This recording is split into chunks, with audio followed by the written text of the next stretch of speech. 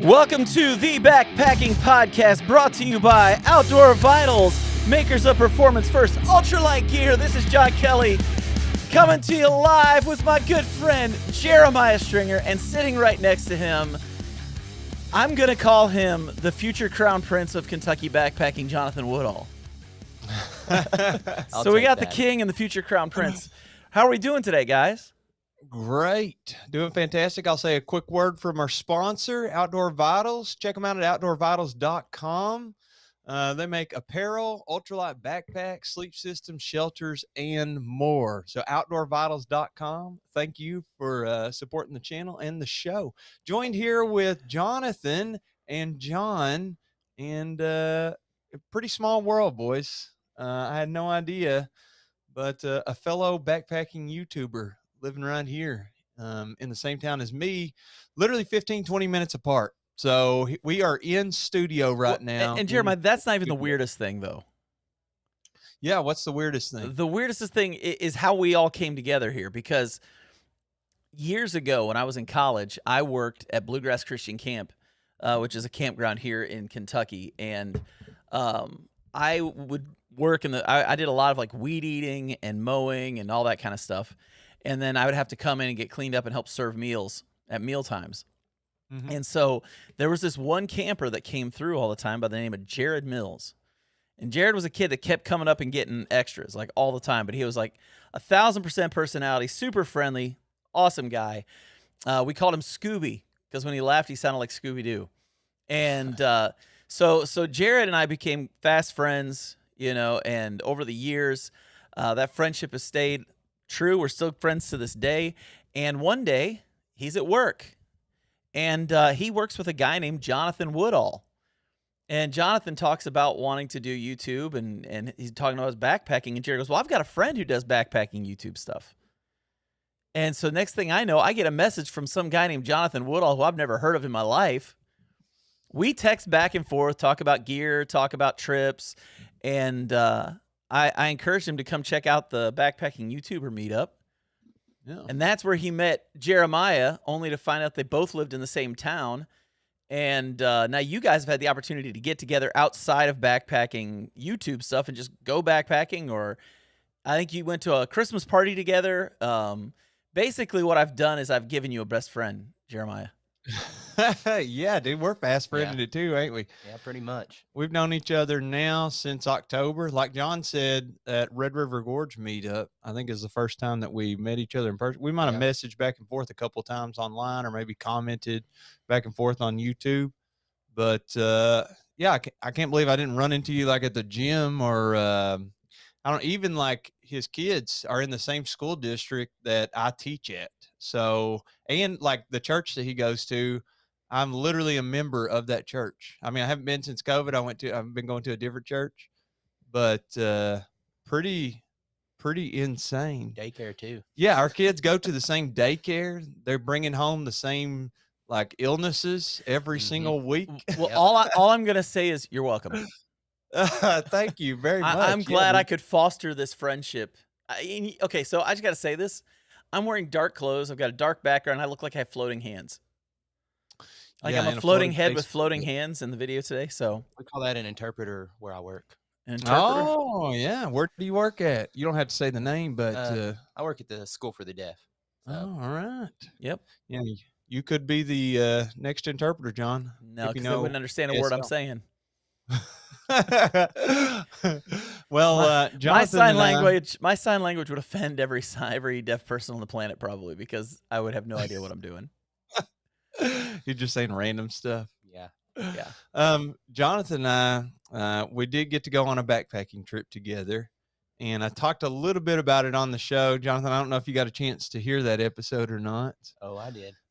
We didn't get to hear your side of the story here, so I'll give everybody a little setup on basically what I said. I'll do the short form here. We went on a trip. Jonathan's car broke down. He went anyway, and we had fun, and then headed back the following day with a winter storm imminent.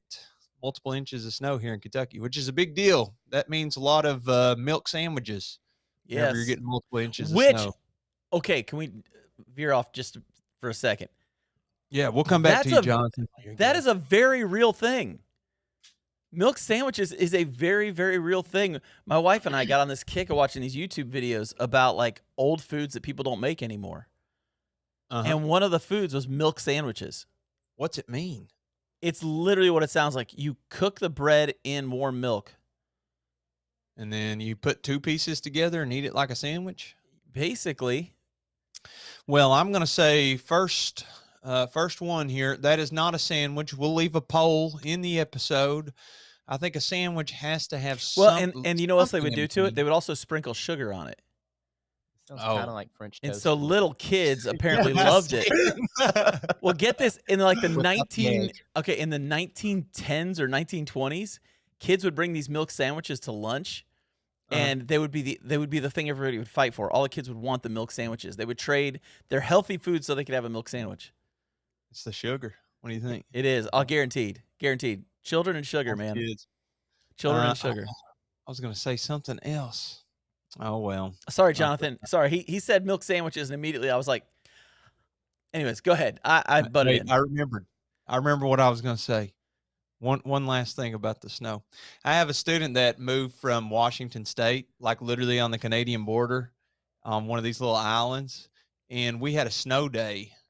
And I asked her the next day, I was like, "What did you think about that snow day?" She's like, "I didn't understand." And I was like, "What do you mean?" And she's like, "Well, where I'm from, this is a little 15-year-old girl, she's a sophomore in high school. She's like, where I'm from, we didn't really have snow days unless there was like multiple feet of snow. It's the Pacific Northwest." So felt a little bit embarrassed to be shown up by a 15-year-old girl, but I guess what can you do? We live here in Kentucky without the infrastructure to deal with it. So I just enjoyed my day off school and spent a little father-son time. I'm okay with it. Yeah, I'm sure you hated spending time with your son. It was awesome. Okay, you ready to hear Jonathan's side of the story here, or whatever he has to add? What were you screaming at your phone or your headphones whenever you're listening to that episode? Wasn't really screaming. I mean, you kind of told a pretty good story. There's a little bit more to it there. But I mean, it was a kind of a last minute trip for me. I remember you texting me like, "Hey, I don't know if you want to come, but if you want to, I'm doing a trip with, you said Jason, Mr. Backpacking with Jason." Mm-hmm. I was like, "Well, Sir. yeah, I'd love to go." Yeah, the sir. Yeah, he said you sir. forgot the sir. Oh, my bad. My bad. We have to show proper respect on this show, Jonathan. Okay, my bad. I'll eventually learn. You'll get Now, there. what else were you going to say? But so it's kind of last minute, and I was like, "Yeah, I want to go." So, and I had planned on, like you said, it was a last minute trip, and I'd already had a Thanksgiving dinner planned that Saturday, so I knew that I was wanting to go, but I had a plan. I had to get out. I had to get up early, and get back home.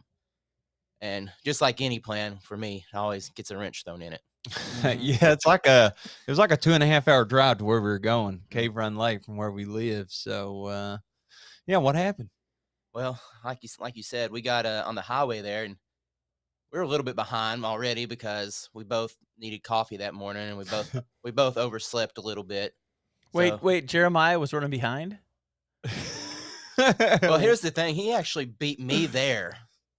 That's impressive, get though, there. because that's impressive. get Good job, there, Jeremiah. And I call him, but he's like, "I had to go back and get something." Yeah, I forgot my Garmin InReach, and this was like my first or second night away. Maybe it was my first night away from the baby. Evolved. It's amazing how much more communication you have to have with home on a backpacking trip, isn't it?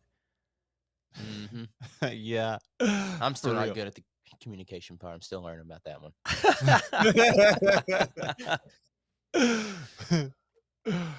But yeah, so we get going. We get about what, 30 minutes? What about it is? Yeah, maybe 45. Yeah, we get on the highway, and of course we're running behind. So Jeremiah punches it in front of me. He gets over in the right lane. I'm like, okay, I'll punch it. We get over there, and I keep seeing him going further and further, and I'm punching it, and I'm not going nowhere.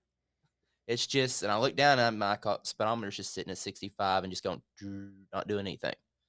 And then I keep looking, and I see my check engine light just flashing. I was like, well, never seen that before.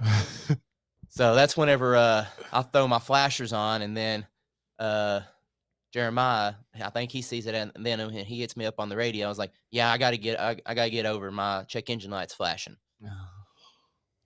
And so we get over, and he's like, "You just want to pull off on the side of the road?" I was like, "No, let's keep going till at least the first exit. So at least I'll have somewhere to pull it off on, or if I have to work on it, I can work on it, or whatever needs to happen." So we continue going, probably about another 10 miles. Something like that. Yeah, it was like 9 miles to the next exit, Yeah, we get there. just limping along. Yeah, I thought it maybe, spark plug, something like that, because the car did have about 125,000 miles on it. I've never changed the spark plug. It's been perfect all the way up until now. So get it to that first exit. We get it pulled over. Mind you, it's what? How cold? Oh man, I think that night it got down to like what, 17 degrees. And it was snowing whenever we got put off in the exit. It had to have been 30, between 30 and 35, something like that. Or with colder. the wind chill, it was so cold. I mean, he was out looking at his car and had to get in the truck just to warm back up for a few minutes. Yeah, like 2 or 3 times, and I thought maybe the oil, adding a little bit of oil to it, started, didn't do nothing. So finally, I made the ultimate decision of between getting back and forth in the truck, me and Jeremiah talking. He's like, "So what do you want to do, man? I mean, we can." He's. But meanwhile, he's also talking to Jason, texting back and forth. And he's like, I'm sitting there like, "Well, I want to go on the trip. I mean, so I guess I'm just gonna leave my car here." And it was holiday weekend, and I was like, "You know what? I'll come back for it. I mean, I'll go park it, lock it up. I'll come back." Yeah, I gave him a few options there, and he kind of limped across the road to Walmart and left his car. And I told Jason, "Hey, we'll be 20 minutes behind or so, but I think we're going to be there." And yeah, Cave Run Lake, man. What would you think about if you could have stayed an extra night? Which I didn't, but if you could have stayed an extra night camping in the snow, you think you would have been comfortable doing that? It got pretty cold that first I think Can I tell you something? Listen, I'm going to tell you what. Cold weather doesn't really bother me with backpacking as much. And that's not, I know it's weird to say, but maybe it's just because I've learned how to layer and I've learned how to sleep at night with it. Like, I don't think there's anything warmer than a hammock when it's cold outside. Well, you done the hammock, didn't you? Yeah, I've done the hammock. I have an issue with getting cold feet, which Jeremiah, of course, had the booties there and the puffy pants, and he comes out that first morning and he's like, I actually got a little hot. I had to unzip. Yeah, he told me about that. Yeah. I did those get booties, hot. dude, those booties are golden. Like, the only thing that really gets cold on me is my feet. Like, that is the one thing it gets cold, and that's about it. Typically, I'm okay, but my feet do get cold. I get that. And sometimes it gets so cold it takes a while to get them warmed up at night. Are you going to invest in some booties? Oh, I've already got them. Oh, he's already ordered them. See, that's what I like about Jonathan. Already in the box, ready to be out on the next trip. Oh, the funny thing is, the wife, she also ordered, like, she thinks I'm going to take them. They're like really heavy, but I guess I'll take them to make her happy on short trips. What is it? She bought me like the electronic hot hands. Which electronic hot hands. Yeah, don't be upset about that. Don't look bad. USB rechargeable ones. Take them with you. I'm like, you know what? I'm take them with you. Turn them on low. I got a pocket in the back of my butt. Back there, and dude, I'm telling you, my butt does get a little cold at nighttime, and then so does my feet. I don't know why. I mean, okay. Here's what I'm gonna tell you, but Jonathan. Here's what I'm gonna tell you. Last year, I learned a very important lesson. Sometimes Japanese crap isn't Japanese crap. I got a heated vest to test out, and I was like, I'm never taking this on a trip. And then last year, the heat went out in our offices, and I wore that vest all day in my office. And I ate my words, Jonathan. I ate them because that was one of the most comfortable days I ever had. It was awesome. And I have that vest now, and if it's ever going to be super cold, I'm taking that vest. And I will wear it at camp. And I have heated socks too. So I'm like, I'm seriously thinking I want to be doing heated socks and a heated vest at camp. If it's really cold. She got me heated socks too. Oh, heck yeah. She understands that. Well, well, like you saying, you know Jared pretty well. You know that he had bariatric surgery Right, a few right. years ago. Well, we both did that together. So we both. I actually used to be about my highest weight was about 420 pounds, and we both decided to have that surgery around the same time. And it seems like since then I just stay cold. Like right now, I'm wearing 2 layers. I'm wearing a vest and a sweatshirt, and I'm comfortable in like 80 Right. degrees. Right. Well, I'm wearing a fleece sweatshirt in my basement right now because we've all been doing the weight loss thing, and Jeremiah did it years ago. So we all have that weight loss story with us about losing a lot of weight. But Jonathan, I want to talk to you about something else, if that's okay with you. Yeah. Is it okay if I do that? Mhm. So, what was it that actually got you into backpacking? I can't imagine as a 420-pound man, you did a ton of backpacking. Actually, I'm kind of like Jeremiah. I kind of grew up in the middle of nowhere, eastern Pulaski County, closer to probably London. Actually, if you know where Van Hook Falls is, that's exactly like my backyard. Yeah, So, right on the uh, Sheltoway Trace. yep. So, I've always been outdoors. I mean, live in the middle of nowhere and I don't have a neighbor for a mile. You'd find me during the summertime. I'd have my fishing pole walking the creek. So I was pretty much outside. Uh, Went into the army, got out. I gained all my weight, and I was like, and I've always been in the outdoors. I've always hunted. And what got me more into backpacking is I started. My cousin actually, I started watching some of his stuff that he's posted on Facebook, and I've always been interested. I've always kayaking. Always done that, and I never really probably didn't even know what backpacking was until then. It's probably about 5 years ago, I would say. I was like, huh. And then I knew I could never do it at 400 pounds. So I knew, but I kept watching it. I mean, I probably started with Dan Becker and the big name guys, and then as I got further into it, I was like, they're kind of too mainstream. I'm more about the trips. I want the experience, and that's kind of what brought me into it. And when I got down to the weight wanted to get to, I decided I bought all my stuff and decided I wanted to go. And actually, my first trip was a solo trip, and it was actually Van Hook Falls as well. That's cool, man. That's cool. See, I was wondering about that because like Jeremiah and I both were kind of late bloomers on backpacking as well. We both I kind of started in 2015, 2016, and Jeremiah started in 2018 Mhm. with backpacking. And it sounds like you started in like 2019. Is that about right? Yep. So, I Something. mean, none of us have been doing this for over 10 years, but I would dare say any of us, if money wasn't an issue and we didn't have to work our 9 to 5s, we would all be in the woods as much as possible. Am I right?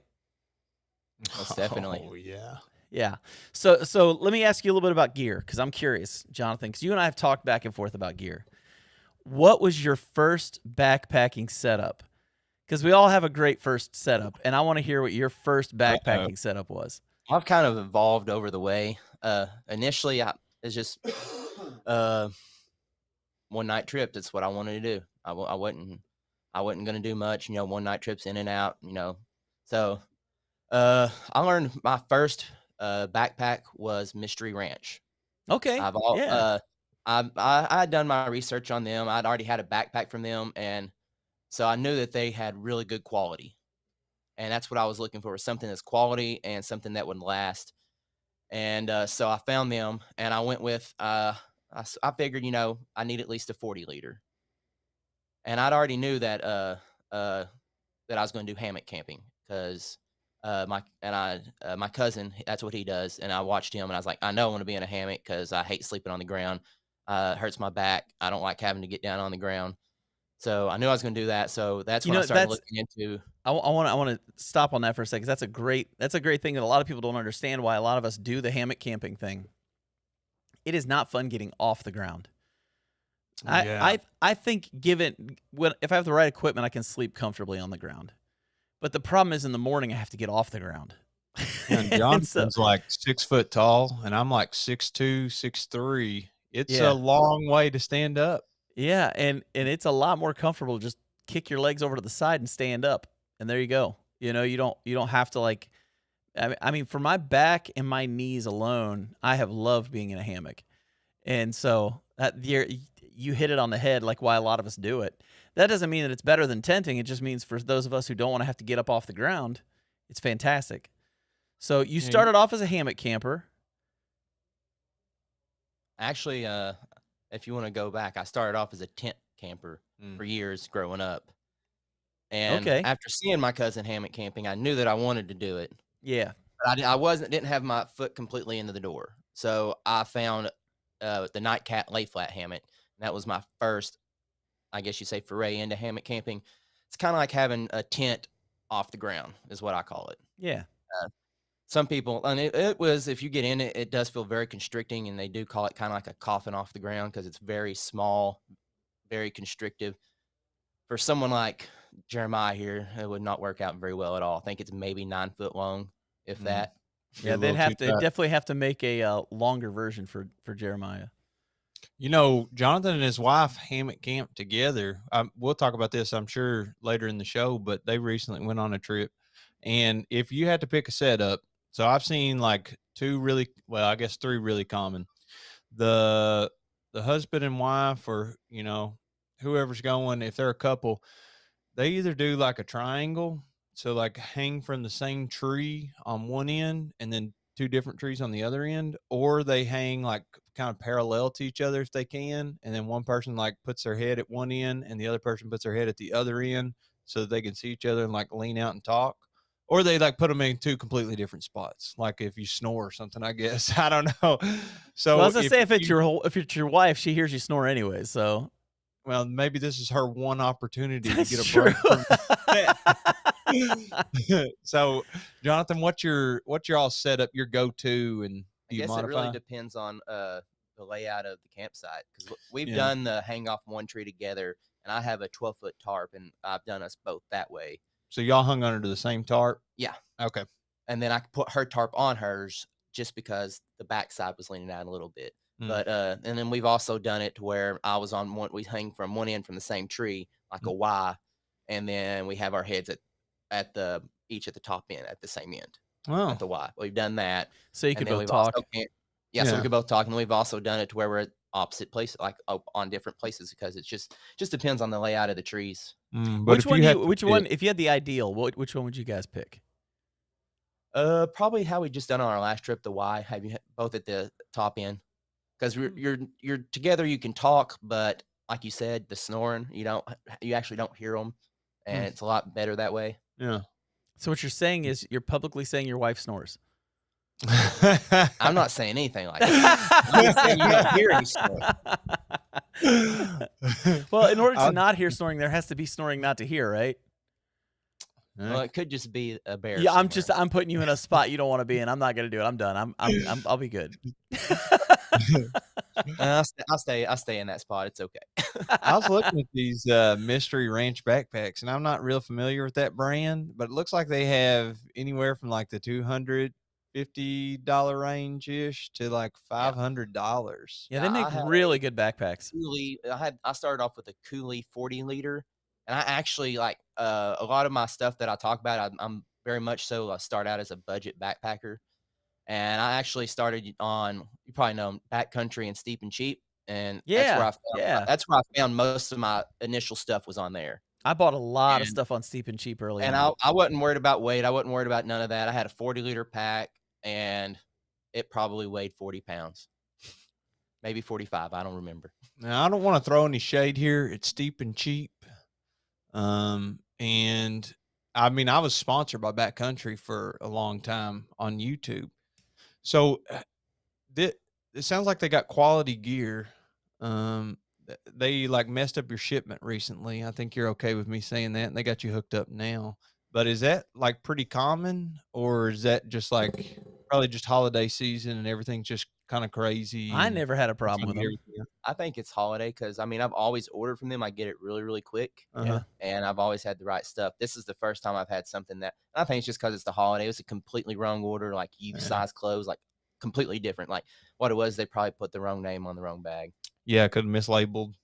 Well, and I know for me, I just bought a new guitar recently, a new acoustic guitar, and I bought it from Sweetwater, which I think is an awesome company. But they still had my old address on file, and I went back and switched it, switched it back to the new address, but they still sent one of my shipments to my old address. So my guitar strap is in Nicholasville right now. So my wife is actually, as we're speaking, she may be in Nicholasville at this moment, grabbing that strap and bringing it back. So that's kind of yeah, she needed to run down to Lexington anyways, and she was like, while I'm there, I'll just swing by and go get it. And she wanted to see the old house anyways. So yeah, a little reminiscing. yeah. Jonathan, let me ask you something else here. You mentioned budget-friendly gear, and I'm always clowning on you on this, okay? You know what I'm about to say? I know exactly what you're gonna say. I don't know what you're about to say, so say it. I know, John. This is an in-person thing. I keep clowning on him. I want you to give me top 3, okay? Top 3 of your favorite Temu backpacking purchases. If you've had 3, I don't know if you've had 3. But Temu backpacking purchases? Oh yeah, come on now. That's what I'm saying. Look at John scooting away from the camera. Hey, I'm just gonna tell you that both Jeremiah and Jason, sir, Yeah, they both liked my sit pad that came off Temu. I'm just gonna tell you this. I bet you that same sit pad could be bought like in America for like $2. Oh, Not in America. I'm just gonna tell you. I looked at the same one on Amazon for like 3 times the price. This is straight out of China. That one's probably straight out of China too. Yeah, it's just local. I've come to the conclusion that Temu is the same as Amazon. They're just cutting out Amazon now. I don't think so. That's not true. I bought stuff from Temu, and I can flat out tell you, no. Now, when's the last time you purchased something from Temu? They might have raised their game, Jonathan. Like a month or two ago. Like a month or two ago. What'd you buy from Temu a month or two ago? It's like some nail clipping kit or something. Oh man, you're shopping for the wrong stuff. Yeah, you got to get in the backpack. Don't get me they shopping for the wrong stuff. I don't. Yeah. If I can't trust to get nail clippers, how am I going to trust to buy backpacking gear? Hey, both of my. It's really hard to mess up nail clippers, dude. Like I have like my batteries that I bring with me, both from Temu. Batteries for what? To charge in. Oh, your battery pack? Your all my battery packs off Temu. Okay. I mean, I've never had issues out of them. My light until they blow up. Until they explode and burn down all your gear, and your hammock's laying on the ground, and you're on fire, and then we have to put you out. I've had them 2 years, no issue. I mean, it's because the warranty's about to end. Oh my god! Okay, you know what? And I'll spend $10 to get another one. I mean, they got a little lantern or like a little light that you hang at camp. Yep. Actually, I have had my wife. I like a little lantern one. They snap in on each other and they're solar. So is that the top 3? Actually, the pad, the light. Actually, you want to know my top 3 from Temu would be the sit pad would be number 1. Number 1, all right. Yeah, because it's worked out pretty well so far. Yeah, it kind of reminds me of like an iPad case. Is what it like if you were to hand me that, I'd be like, "Did you take this off your iPad, bro?" Okay, what's your next one? Probably the battery packs. They've been very well. I mean, I can't complain. I mean, all right, for the size and what they cost, I mean, they're totally worth it. 10,000. Yeah, they're 10,000 milliamps. They're they're actually smaller than your iPhone. So all right, and your third. Let me thank you. Oh, he's like, that's all the good gear I've gotten. No, I can't. I've gotten a lot, and I just can't. Did you get a backpack? No, I don't. Now hold up. I know what his backpack is. He did good on the backpack. I know what his backpack is. Yeah, he and I talked him through the backpack a little bit. I've evolved with my backpack. Like I said, I had that Coolie. Then I went with a 3F backpack. Now that you could say that's kind of like a Temu. It's a Chinese backpack, but it's a very quality Chinese backpack. I call it's X-Pack material, right? Yeah. X-Pack material. X-Pack. This one was the Dyneema.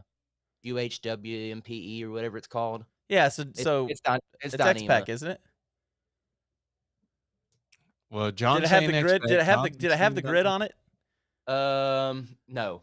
Okay. It wasn't like the. And then I took that one caused me a little bit of shoulder issues, so then I talked to Mr. John Kelly and asked him what I should get, and he said no further than the R-Call. Yep. Sorry. Oh, that's okay. I'm a firm believer in that Z-Pack's R-Call. And I've had mine now for almost 3 years, and it's the only one I use. And that's nothing against anybody else's backpacks. I'm looking over here at 15 backpacks right now. And yeah, it's my favorite one, and it's not even close. Is that what you brought on that trip? The winter one? Yep, that's going to be my winter backpack, and when I'm carrying more gear, I did just purchase a Hilltops pack. One of their, I think they call it Ravens. 20. No, it's a 24/7. Oh, It's a 24/7? really Yeah. small. It's only like maybe I think 34 liters, 35 liters with outside stuff. That's going to be my new ultralight backpack that I'm going to test out next spring. I'm going to look at getting lighter gear and try to get down more into like the below 15-pound range and Yeah. try to get up above 20 miles. I want to get closer to 20 miles in a day if I can. That's something I want to try out. I mean, I'm always trying to test my limits. So Endurance athlete, bro. 20 miles is a good day. the most I've gotten in a day was about 16. Yeah. How'd you feel? How did I feel then? Yeah. Well, I laid down in the trail and cried for a little bit. But it was also July and about 90 something degrees Oh, outside. yeah. Yeah. My first 20 mile day was in August. And yeah, it was brutal, man. I remember very well the blisters and the pain and yeah. Was that Sheltoe you were doing that 16 on? That was down in Big South Fork, the Sheltoe in between Honey Creek going to ONW. O&W? Yeah. Mm-hmm. Nice. Going up that hill there before you get to go over the hill towards the bridge. Yeah, you remember, I laid John? down in the middle of the trail and just kind of cried there, and then Yeah, that's brutal, bro. I done that section with my wife. And people we think did the that like all 16s. backpackers are through hikers, and it's really not true. Most backpackers, 10 miles is a massive day for most backpackers. Like to do 20 miles, people don't realize how absurd that is for the average person. But it really is. It's brutal, man. It's a beating on your body, especially when you're carrying all that weight on your back. So, and I'll you're tell not you- walking on flat ground. no, not Now, at all. do this, people that are just listening. If you haven't got to experience one of those days, just like the average person, what they should do is they should look at their Apple Watch or their iPhone or whatever device they have that counts their steps and distance and stuff during the day, and just look on there and see like your daily average of what you walk every day. And I guarantee you, it's not going to be 20 miles for most people. It's not going to be 20 miles a day. So just think about 30 pounds and walking 20 miles. I mean, if you were to just strap a weight vest on somebody and ask them to do 20 miles, I bet the next day they're going to be hurting. Oh yeah. Even walking yeah. around the neighborhood. Speaking of, dude, I don't know if we've shared anything about the experience of you and your wife on your most recent trip. Talking about mileage. We got a little bit of time here. I mean, I can go ahead and we can go briefly here with a little bit of snippets that she gave me on the trip. Yeah. So what did she think? What's the setup for the trip? Y'all were going out for an overnight, 2 nights? We were going out for an overnight, Big South Fork, of course. I chose the Sleigh Falls and is it Twin Arches? Yeah, Twin Arches on Cherritt Creek. Yeah, and Cherritt Creek and all that. And, Cherritt Creek, man. Love that place. It's all. John actually did stay there. I don't know if they had all the amenities. Did they have the hot showers and you could buy drinks and stuff if you wanted? Not when we went. There was it was nobody was scheduled to be there. It was and they hadn't allowed the fires to be turned on. We were the first ones they turned the fires on for. And the guy who ran the place, we didn't have any cash on us, and they weren't able to take cards that day. And so I said, well, here's my email. Email me and send me a bill, and I'll pay it online. You just tell me where to pay it. And he never emailed me. I mean, we stayed for free. It was really cool. So would you let him stay there? You're the business owner, and this guy's coming through, and he says, sorry, bro, just email me the bill. You let him stay? I mean, here's the thing. Here's the crazy part. Suspicious. I mean, if I don't know him, I mean. Well, you want to hear the crazy part? He and I went to college together, and we had common friends. So we had this conversation when I was there, and yeah, and it was Brian, it was Flash and I. We were there, and we got a hot fire in our cabin. We got to sleep in the dry because it had rained for 4 straight days, so we had nothing dry. Tents were soaked on the inside and the outside. All our clothes were soaked. We took the it was one of those wood stoves that has the black pipes that lead their way out of the cabin. We had our wet socks laying on the black pipe drying in the cabin. and it stunk. It just smelled like feet the whole night, but it didn't matter because it was warm and it was dry. But we had Wait. perfectly dry clothes after we left that place. That was nice. You said turn the fires on. What does that mean? That mean they made a wood stove, like they made a fire in a wood stove for Yeah, you? we were or- the first. They don't do wood. They don't let fires be burned in the wood stoves until it gets down to a certain temperature. Okay. So we were the first ones to go where they would let us do a fire, and so we were pretty excited because you guys are getting the first fire of the season. So So, it's so very what did exciting. your wife think about a luxurious stay at the Cherry Creek Lodge? I know you treated her to a marvelous stay. You wouldn't have made her sleep in the woods, would you? We slept in the woods. Oh, disappointing. Actually, Disappointing. we've done a few trips now, and she actually enjoys it. I've had to invest in quite a different gear for her because she does stay colder than me. Hmm. Speaking of that, when you did have those booties, I ordered some right after our trip, Mhm. and I knew that I'd be taking her on a trip soon, so I ordered them, hoping that they'd be in for this trip. And of course, they come in the day that we leave.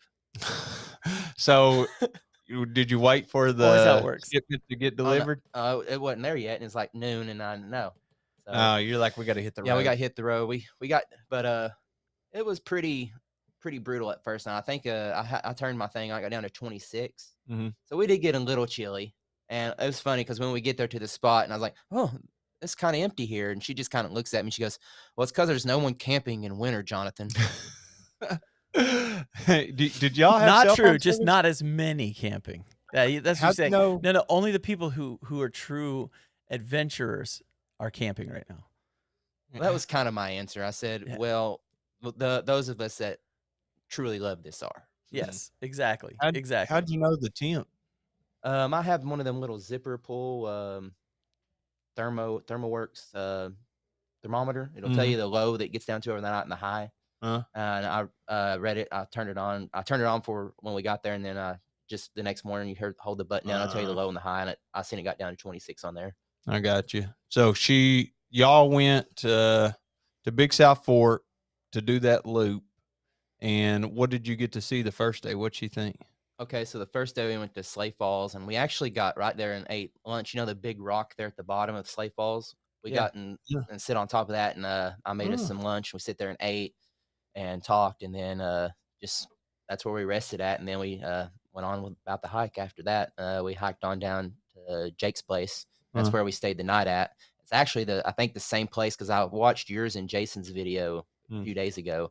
It's actually the same place that you all camped at right there. A lot of bear activity. When we were there was a guy, we were sitting at the fire, and he came through and he's like, have y'all seen a bear? And we were like, no, but we seen like fresh bear scat, and we're definitely hanging our food.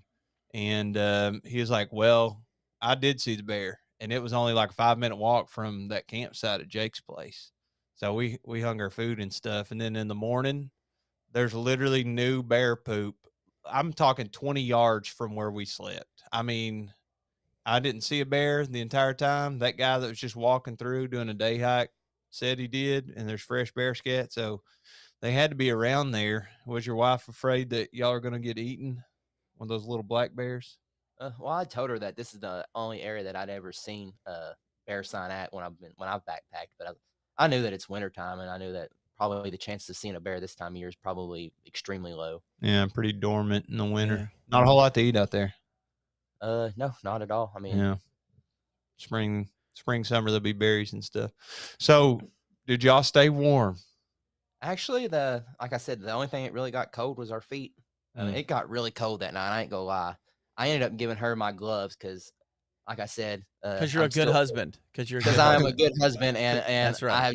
I have not purchased all the appropriate winter gear for her as of yet. I had not gotten her gloves and stuff like that, but so I gave her mine, and so we stayed somewhat warm. And I got a nice big fire going, and it was actually a real beautiful night. I mean, it was a Friday the 13th, and it was also a full moon that night. So Did you see anybody in hockey masks carrying machetes?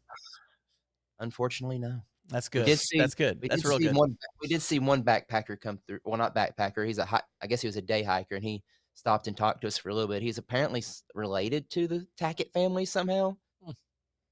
The people that own the Cherry Creek and all that. Oh, Like okay. he's Very cool. somehow related to all of them. what he was saying. I don't know if that's true or not, or if he's just trying to make conversation.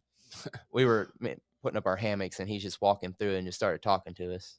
But Well, I know that Chair Creek is now officially owned by the government, isn't it? I don't know. I'm I pretty know that sure. there's I'm pretty sure it is at this point. yeah, I think he meant like back in the day, like When because I they know he first said built that it, the yeah. Tackett family. He said that the Tackett family was his family and all that. And like I said, I didn't question the guy. We were putting our stuff up, and it Maybe he's was fishing for free stuff. maybe it was probably 30 something degrees outside. We hadn't started a fire yet, and we was getting everything put up, and having conversation at the moment was not on our priority list. So. So what about the next day? Did y'all get to see anything new or? Yeah, we actually went on and done the Twin Arches loop and seen the Twin Arches and done all of that. And we came back to the car. It's actually a really good trip. The only issue I had with the trip was ended up being 12 miles instead of 10 miles. And the whole last 3 miles, because Brandy's been on a few trips with me, and we've done roughly about 6 to 7. So I knew 10 miles was probably good for her. We could do that overnight, 5 in, 5 out, wouldn't be an issue. And we could take our time. But it didn't end up being that way. Like any trip I've done recently, there's a few hiccups here and there. But sounds get- normal, man. we get back to where we camped at Jake's place, and I look down, and we're at 8.9 miles. And I'm like, well, I know this is going to be over 10 miles because it took us 3.4 to get here last night. Mm-hmm. And she's already, she didn't tell me that she had popped her knee the day before. Oh, And then she's limping. And finally we get a little bit further up past Jake's place. And I'm like, nah, just give me your bag and you take the other hiking stick, and we've only got 3 miles left. We'll be good. So I give her the hiking stick. I know she's staying a little bit behind me, and I'm carrying her pack as well. And I'm just going to tell you that don't trust all trails is the moral of the story. which is funny because your read the channel, comments more than I did. channel is called Woodall Trails. Yeah. I guess I'm just gonna have to fix them all as I do them, man. I guess so. Change that knowledge, I guess. Well, let me ask you something, because I like gear, and I love hearing stories about people who are on their backpacking journey and they're figuring stuff out and starting to take their wife out on trips and their kids and all this kind of stuff. Let's quiz the three of us. All right. I want to ask the question: what are your 3 favorite gear upgrades since the first day that you went backpacking? What are your 3 favorite gear upgrades? Well, so I was gonna say I want Johnathan to go first since he's our guest. Okay, go ahead, Johnathan. Okay. I would like to hear what he has to say.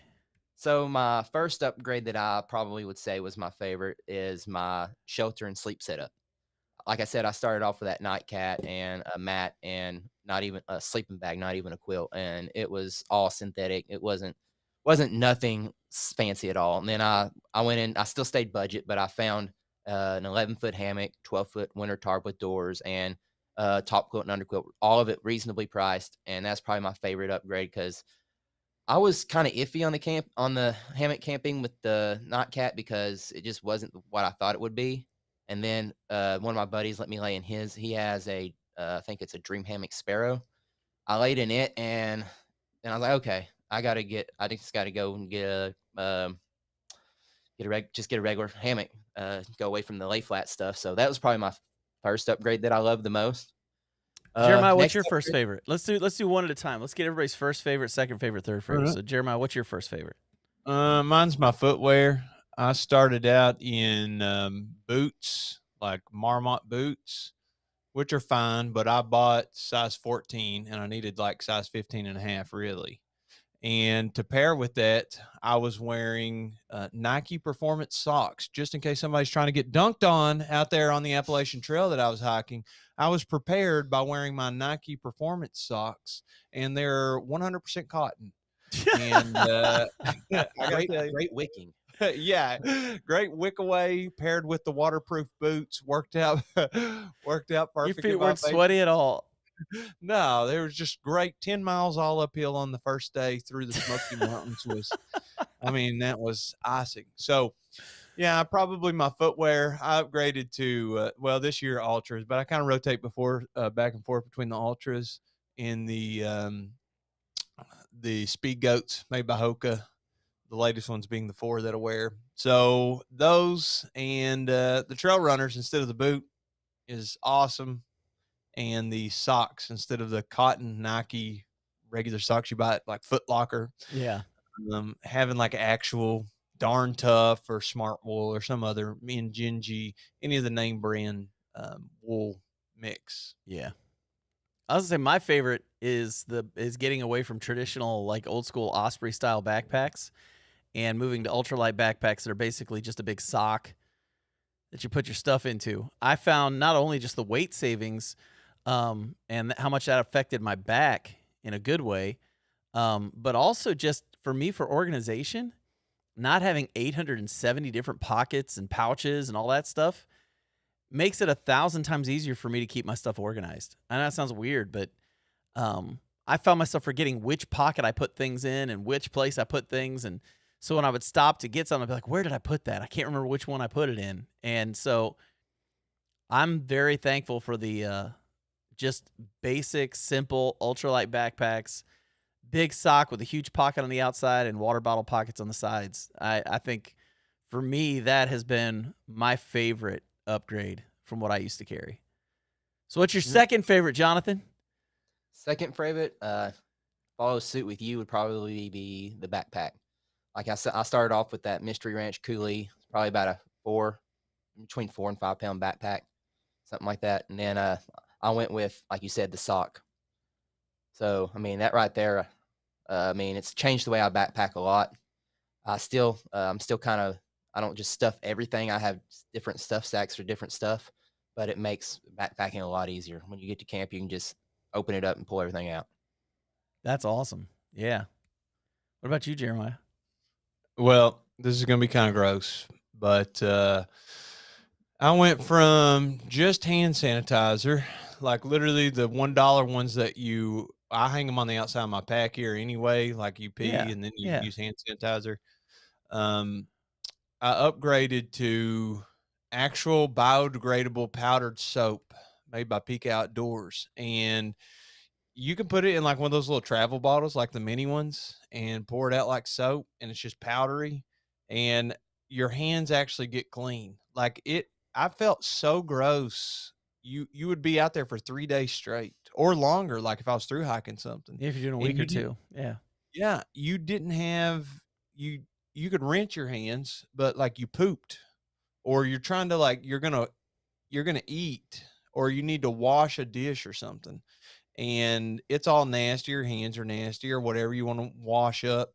Having the biodegradable soap is a game changer. Like I have to literally take that on every single trip now, paired with the hand sanitizer. But you can actually get clean. You can take you a little bath. You can like take your rag and heat up some water and take yourself a little shower. Wash your Yeah. armpits, wash your nether regions. So I don't know. It's a banger. That's awesome. Mine is a chair. When I first got started backpacking, I would just sit on the ground or sit on a log or something like that. And man, I'm not going on a trip without a chair. I don't care if I'm through hiking, I'm taking a chair. I'll just take a really light one, but I'm taking a chair. And at camp at night, when you're cooking food, when you're doing all the things you do, sitting around the fire with your friends, man, I have done one trip in the last 6 years where I didn't take a chair because I was led to believe there were going to be picnic tables at all the campsites, and there were picnic tables at none of the campsites. And so from that day forward, and everybody else had brought chairs except for me and the guy that told me that there was going to be picnic tables. And so from that day forward, I swore I would never go on a trip and not bring a chair with me.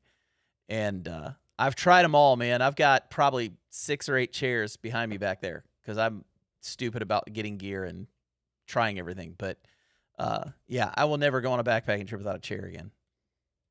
Yeah, I don't blame you. So we got Jonathan, third favorite. My third favorite would probably have to be my stove setup. Oh, yeah. I started with a jet boil, and I loved it. It was great. But as I've gotten, like you said, as I've evolved, I've gotten smaller, lighter, and the jet boil just don't fit in a pack as well as others do. And that's when I actually upgraded from the jet boil to the fire maple earlier this year. And like you And said, I like at how the you meet- call that when we upgrading. went- when I we like went to the how you meetup. call that upgrading, man. Upgrading. Oh, I it's an upgrade. bought an entire cook kit that cost less than $50 and Half the replaced it with price my of a- downgraded $150 setup. That's awesome. I mean, it's an upgrade for me. Like I said, it's half the Yeah. price, and it's twice. I mean, it's way better. In my opinion, I get way more out of it than I ever did with a Jetboil, and I'm all about something that's gonna work with how I backpack. Yeah. And a Jetboil just didn't work. They're very big and very like bulky, and and that's probably my next favorite upgrade. That's awesome. What about you, Jeremiah? Mine's my sleeping bag or sleeping quilt. I started with like the Amazon. At the time they were like $70 or $80. The Aegis Max, those lime green, or I think you could get black on some rare occasions. I've got one sitting back And behind me right now. I still have it, and I still have I mine. still use it. But now I only use it as like a bag liner. Before that was like, I mean, this was before I'd done anything YouTube related. And for those that don't know, whenever you do YouTube and you're in some niche like backpacking, as your channel grows, you get the chance to really, collaborate with a lot of companies, and you get to try a lot of things, and you're just very blessed and fortunate. So I went from using that because I was just broke, and that's what I could afford, and I was just getting into it, and freezing to death some nights, to now living in luxury. I mean, I have a overstuffed UGQ under quilt that's 0 degree that I take on most of my trips, and I have Oh, I a love 40 those. degree one that I take on other trips. And then I have, Outdoor Vitals, I have several of their pieces of equipment, a couple of sleeping bags. Well, their most I think recent I got top a quilts are quilt. fantastic. Yeah, I got a few of their top quilts, not their sleeping bags. And I have a Nemo. I have, just a bunch of stuff I've collected over the last 5 or 6 years after starting YouTube. And it's so much better and warmer to have that 0 degree stuff than it is the cheapy. Yeah, I agree. Mine is a weird one, I guess. But it was when I was doing the Sheltoe, and now I had to bring it up. Since you haven't brought up the long trail yet, I figured I'll talk about the Sheltoe. But my feet were blistering like crazy, especially between my, I guess you call it your ring toe and my pinky toe. Those two, my one toe overlaps the other one, and so whenever I hike, they rub. And so if I do long miles, it's a guaranteed blister, no questions asked. So my favorite, I guess my third favorite upgrade would be toe socks, because they actually made it so I could hike long distances without getting blisters. And I remember the day that I got my first pair of Injinji socks, and I thought, man, this is the dumbest thing. Why am I doing this? And I hiked probably 15 miles one day a few weeks after I got them, and I had no hot spots. I had no blisters. I remember thinking to myself, this is the single greatest thing that's ever happened in my life. Well, there are other things that are better, like marriage and kids and, coming to faith in my Lord. But besides that, it was, it had to be those toe socks, man, because it was a game changer for me.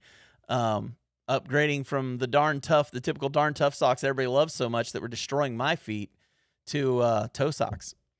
So I got to give you some props, bro. I looked up the different types of toes there, and whenever you started talking, or the different names, I should say, not types, and you nailed it, bro. It's the ring toe? Ring toe. Yes, that is like the official, according to Google. This is on Pinterest, but here's the thing. Here's the thing. That I got my first victory of the day. Okay, now I need this victory right here. Go Buckeyes! I need my Ohio State Buckeyes to win because it's playoff time, and we got a home game tonight against Tennessee. I hope they win for you, bro. I hope they do too, man. When you all are listening to this, the game's long been over, and you're probably thinking to yourself either, wow, way to go, John, way to go, Buckeyes, or you're thinking, poor John, I bet he had a horrible Christmas. Oh, I think you'll still have a great Christmas. Which leads me to saying, Merry Christmas, everybody. We're so thankful for all of the listeners of this podcast. And Jonathan, Merry Christmas to you. Thank you for being on the podcast. it's just we're gonna have to have you back on, man. Now that you're part of the family, you've now been adopted, whether you like it or not. Yeah. Welcome. So to now the Crown family. Prince needs to appear more often. Should we ask him if he's ever pooped in the outdoors before we wrap? I think maybe we should. That would be a great thing to talk about right after Christmas. Yeah. Hope everybody had a poopy Christmas. Yeah. Jonathan, did you have any poop story or anything like that to share before we hop off? Yeah, actually, I probably do. Oh. Actually, this last trip was probably the one that was the most fun. Your wife pooped on herself. No. No? Thought I was going to nail it. All right. What happened? So, Jake's place, real close to the creek down there. And oh, yeah. Multiple creeks, actually. It kind of multiple surrounds creeks. around. Well, I thought I found a good spot to take a poop. Mm-hmm. A nice little tree, lean over, do the squat on the tree. I didn't think that this tree wasn't that dead. Yeah. I plopped down on it and it breaks and I end up in, I guess, kind of the boggy part of the creek, you would say. Oh my goodness, bro. So yeah, ended up with a wet butt. Wet butt, and luckily I hadn't started yet because it would have been wet and kind of nasty. What, you use the hang your butt over method, the like toilet seat method if available? Yeah, that's my preferred way. Yeah, and you basically just rolled down a hill into a creek. Kinda, yeah. And it was about 20-something degrees. Oh yeah. So you were cold. Yeah. Yeah, there's your little after Christmas gift, everybody. Little Merry Christmas, wet folks. butt. Yeah. Well, Jonathan, we'll let everybody know. Check out Woodall Trails so they can check out your YouTube channel. You can find out a lot about Jonathan on there. He's you've been going almost a year on YouTube now. Yeah. I think I'm right at 11 months is my longest video that I've had on there. Yeah, as I say, it hasn't quite been a year yet. So go check him out. He's still pretty new to the game, but we're definitely glad to have him on here. Definitely glad to have a new member of the Backpacking Podcast family. And so for myself and the King of Kentucky Backpacking, Jeremiah Stringer, we will catch you guys on the next one.